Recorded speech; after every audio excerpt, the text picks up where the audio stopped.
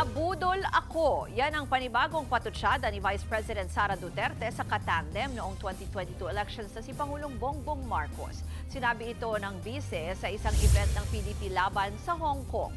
Nagsimulang magkalamat ang relasyon ng dalawa nang magbitiw sa pwesto bilang Education Secretary si Duterte noong 2023. Nariyan din ang mga umano'y pagbabanta ni Duterte laban sa first couple. Payo ni VP Sara sa mga botante, piliing mabuti ang iboboto. Nagpahaging din si VP Duterte sa plano niya para sa susunod na eleksyon sa 2028. Akala ko kasi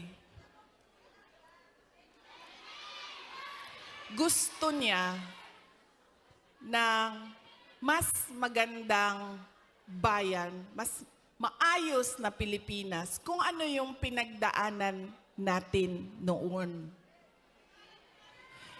Kasi ang plataforma namin nung tumakbo kami, unity at continuity. Nabudol lagi.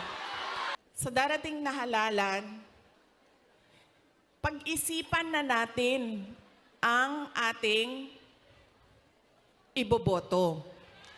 Sabi ko nga sa inyo, nadala na ako, na-scam na ako, nabudol na ako. Pinalaga naman ni Presidential Communications Office Undersecretary Claire Castro ang mga pahayag ng bise. Yan na naman po ang nais naman nilang iparating. Maging kaawa-awa ang OVP, maging kaawa-awa ang Vice President. Kung tutuusin po natin, siya po naman ay binigyan ng pagkakataon para ipagtanggol, idepensa ang kanyang proposed budget. Wala pong nang iwan sa kanya, baka po siya po ang nang iwan sa gobyerno.